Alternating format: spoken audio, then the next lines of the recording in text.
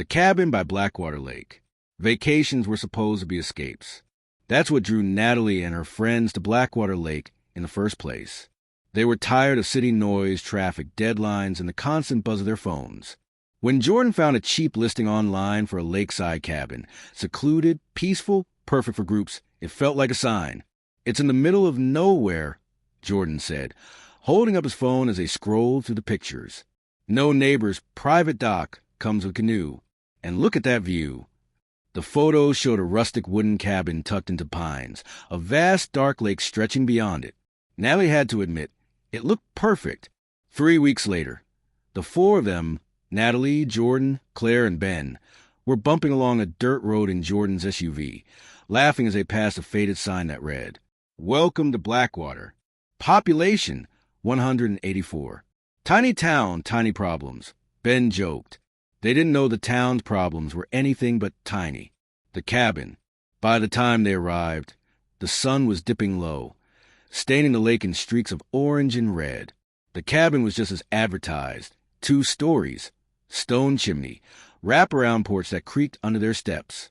Inside, it smelled of cedar and dust.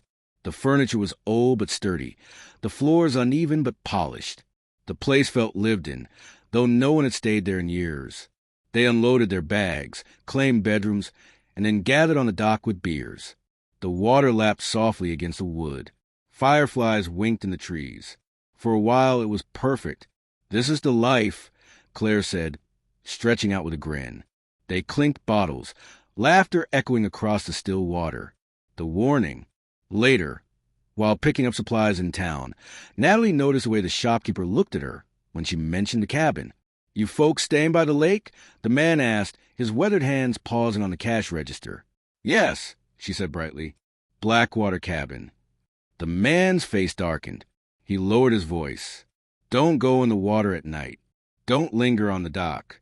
And if you hear anything calling from the lake—" His voice trailed off, his eyes haunted. "Ignore it." Natalie laughed nervously, thinking he was joking. But the man didn't smile. That night, as she lay in bed, the words replayed in her mind. The first night. It was around midnight when Natalie woke to the sound of water splashing. At first, she thought it was an animal, a deer maybe or a raccoon. She padded to the window, pulling aside the curtain. The lake shimmered under the moonlight, still and perfect. Then she saw it, a figure, standing on the dock, too far to make out clearly, but tall, still, and watching the cabin. Her heart hammered. None of them had left. She was sure of it. Everyone was asleep. She blinked, and the figure was gone. When she told the others in the morning, they teased her gently. "You're spooking yourself," Ben said. "Too many horror podcasts." But Natalie couldn't shake the image. The next night, they built a fire pit on the beach, roasting marshmallows, telling stories the usual. The air was cool, the sky streaked with stars. But then the laughter faded. They heard it, a voice drifting from the lake. Soft, sing-song. "Help me?" Claire stood, frowning. "Did you hear that?" They all had. "Probably someone across the water," Jordan said, though his voice lacked conviction. "Help me?" It was closer now, a woman's voice, plaintive, echoing over the water. Against every instinct, Ben grabbed a flashlight. "I'm just going to check the dock." "Don't," Natalie snapped, her fear sharp. She remembered the shopkeeper's warning. But Ben was already heading down the sand. The beam of his flashlight cut across the dock, across the black surface of the water. There was nothing there. Then the beam dipped, catching something pale just beneath the surface. A face, bloated, staring upward, lips moving in silent words. Ben stumbled back, dropping the flashlight into the sand. By the time Natalie grabbed it and shone it again, the water was calm, empty. They fled back to the cabin, bolting the doors. The tapping. That night, sleep was impossible. The wind rattled the windows. Tree branches scraped against the siding. Then came the tapping. Soft, rhythmic, at the glass. Natalie froze in bed, staring at the dark window. The tapping grew louder, more insistent.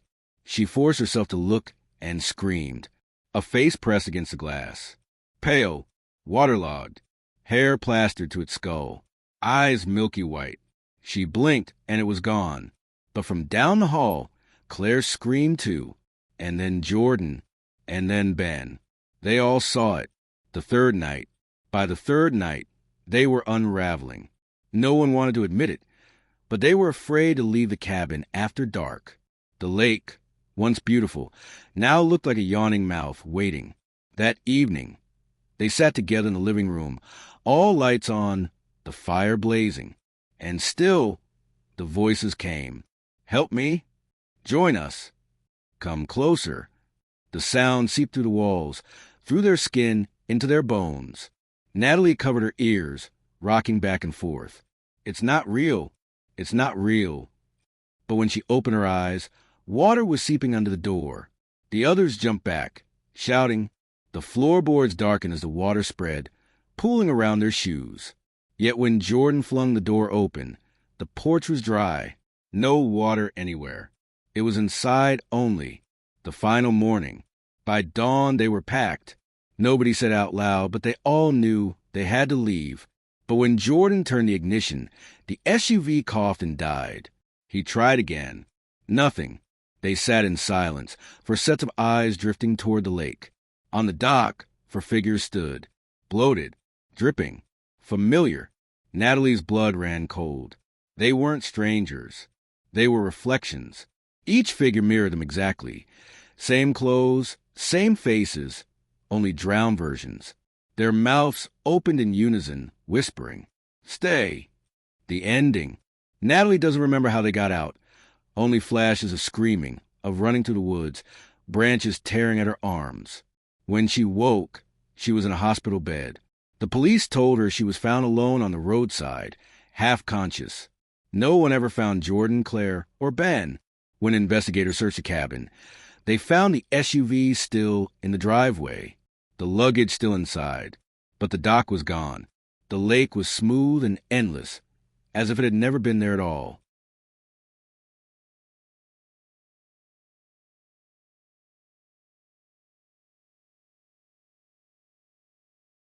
Room 6 at the Hollow Pines Inn. Vacations weren't always about lakes or cabins in the woods.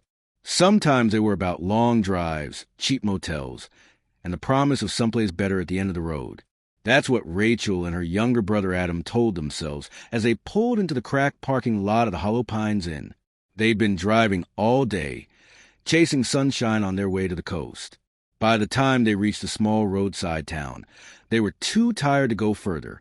Every hotel they passed had a glowing red and no vacancy sign. Every hotel except one. The Hollow Pines Inn sat hunched on the edge of town, its neon sign flickering weakly. Rachel frowned. Looks like something out of a horror movie. Adam grinned, which makes it perfect. Check-in.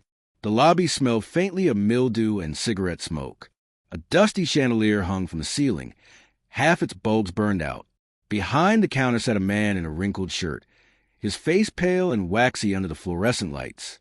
"You need a room?" His voice was monotone, almost mechanical.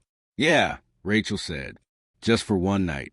He slid a ledger across the counter, his yellow nails tapping the paper. "Sign here. Room 6. Adam leaned closer. "Do you guys have Wi-Fi?" The man's eyes flicked up, unblinking. "No Wi-Fi." Rachel forced a polite smile, scribbled her name, and accepted the tarnished brass key. As she turned, the man's voice followed her. "Don't open the curtains at night." Room 6. The hallway smelled damp, the carpet threadbare beneath their shoes.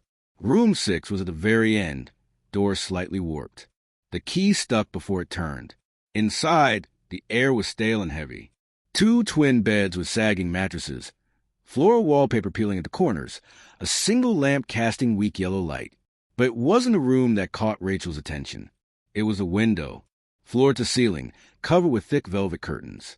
Adam flopped onto a bed. "I call this one." "Man, I'm starving.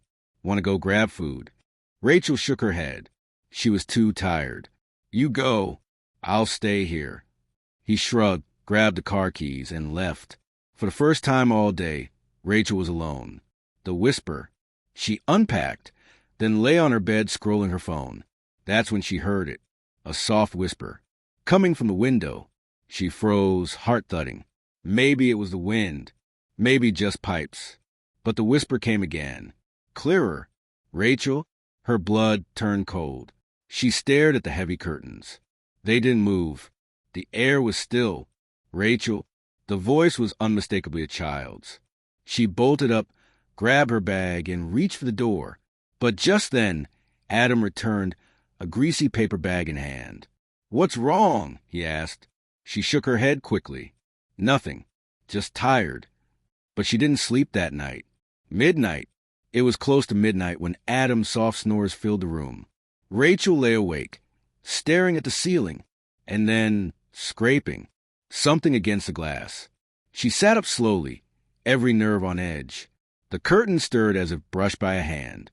Her breath caught. Then the whisper again, faint but urgent. "Rachel, let me in." Her throat closed, a scream trapped inside. She shook Adam awake. He groaned, annoyed. "What?" "Listen," she hissed. But the whisper was gone. The room was silent. Adam rolled his eyes. "You're hearing things. Probably just the wind." He turned over, drifting back to sleep. Rachel didn't. The shadow. At 3 a.m., she couldn't take it anymore. She slid out of bed, bare feet on the cold floor. She told herself she'd peek, just once, just to prove it was nothing. She reached for the curtains, and froze. A shadow moved behind them. Not her own, not Adam's. Something tall, thin, shifting unnaturally. The whisper came again, sharper now, almost impatient. "Let me in." Her hand trembled inches from the curtain. Then she yanked it back. The window was pitch black. Too black. Not night dark, but empty, as if beyond the glass was nothing but void. And in the void, a face pressed against the glass. Pale, hollow-eyed, smiling. Rachel screamed. Adam bolted upright, fumbling for the lamp. The light flicked on. The window was normal again. Just glass, reflecting the room. But the curtains were closed once more. The manager. In the morning, Rachel stormed to the front desk. The same man sat there, his eyes bloodshot, his smile stiff. "There's something wrong with the room," she snapped. "We're leaving." He tilted his head. "Did you open the curtains?" Her chest tightened. "No." The man's face softened, almost with relief. "Good. Then it isn't too late." Rachel grabbed Adam's arm. "Let's go." They drove away without breakfast, without checking out, without looking back. The return. 2 weeks later, Rachel sat at home, finally relaxed. The ocean trip had been wonderful after they left that awful motel. But one night, she woke to a familiar sound. Scraping. At her bedroom window. She froze. Slowly, she turned her head. The curtains stirred. And from behind them came the whisper. "Rachel, let me in."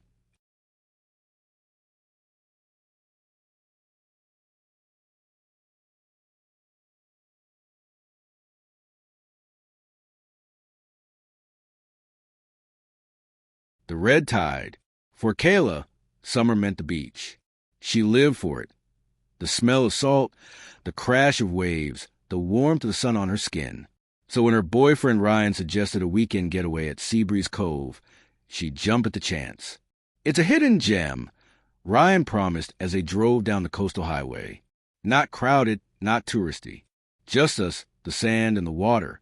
Kayla leaned against the window, grinning. "Sounds perfect." They didn't know the ocean. There wasn't like other oceans. Arrival.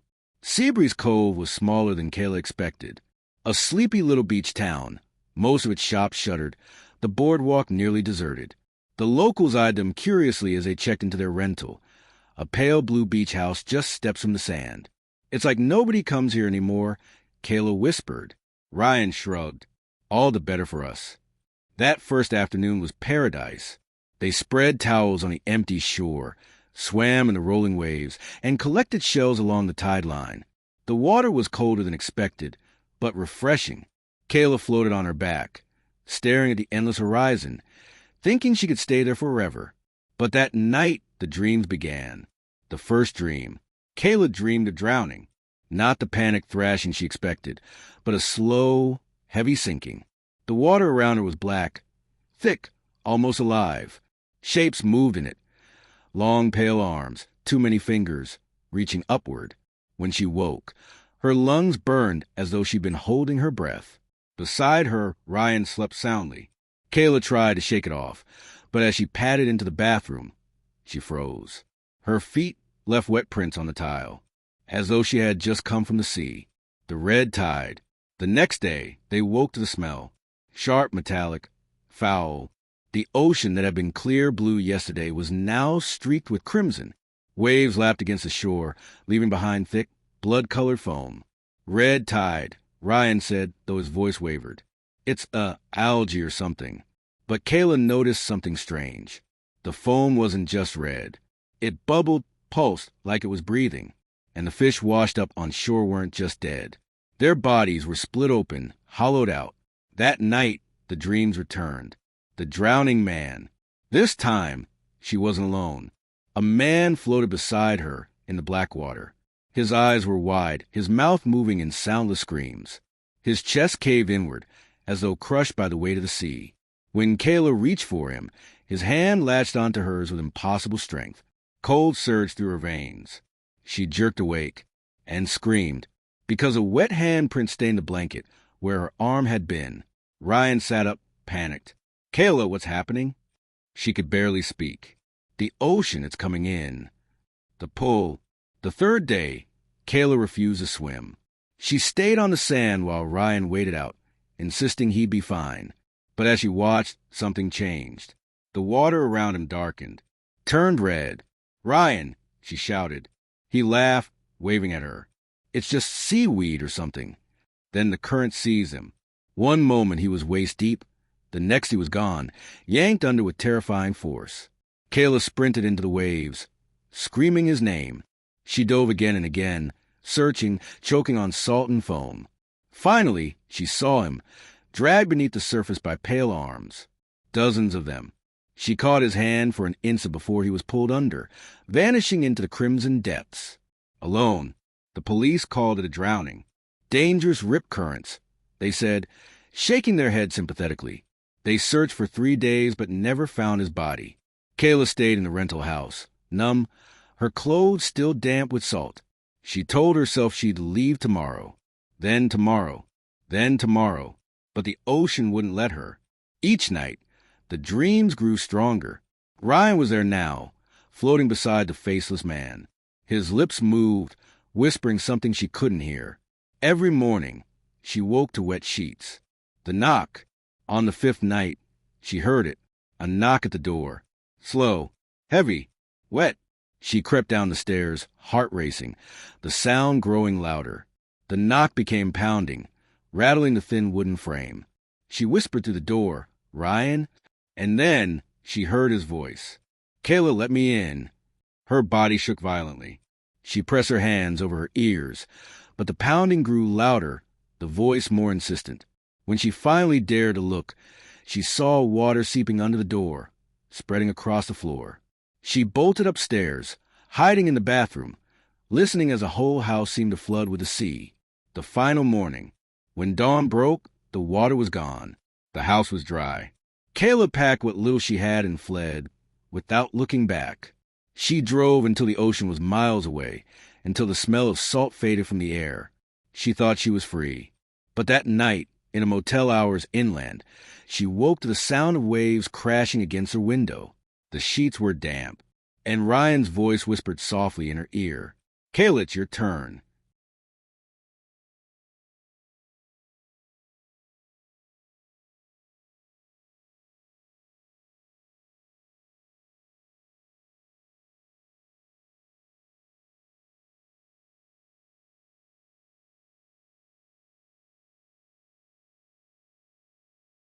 The path that wasn't there. Ethan loved hiking. For him, nothing compared to the freedom of towering trees, crisp air, and trails that wound deeper and deeper into wilderness. So when his girlfriend Mia suggested a long weekend camping trip with their friends Jason and Lily, Ethan was ecstatic. They picked a national forest hours from home, one of those wild, sprawling places with barely mapped trails. "This will be amazing," Ethan said, loading gear into the trunk. No crowds. No noise, just nature. He was right about one thing. There would be no crowds. But silence in the forest wasn't always peaceful. Arrival. By the time they reached the trailhead, the sun was sinking. The woods loomed thick and endless, shadows stretching long across the dirt. Jason frowned at the faded map posted on the board. Half of these trails aren't even marked anymore. That's the fun of it, Ethan grinned. They hiked 2 miles and before finding a clearing for camp. The forest was eerily still. No birdsong, no rustle of animals. Just their boots crunching on leaves. Feels empty, Mia murmured. They shrugged it off, pitched tents, and lit a small fire. As the flames flickered, Lily pointed into the trees. Do you see that? Something pale shifted between the trunks. For an instant it looked like a person. Then it was gone. Probably a deer, Ethan said too quickly. But when they doused the fire and crawled into tents, nobody slept easily. The path. The next morning, they set off deeper into the forest. The map was useless. Trails had vanished. Markers were missing.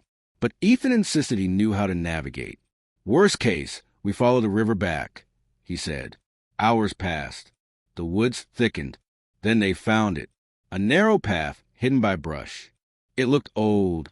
Stones sunk into dirt, moss choking its edges. Jason hesitated. That's not on the map. Ethan's eyes gleamed. That's exactly why we should try it. Reluctantly, the others followed. The path sloped downward, winding between ancient pines. The air grew colder, heavier, and the deeper they went, the quieter it became. Finally, Mia whispered, Do you notice it?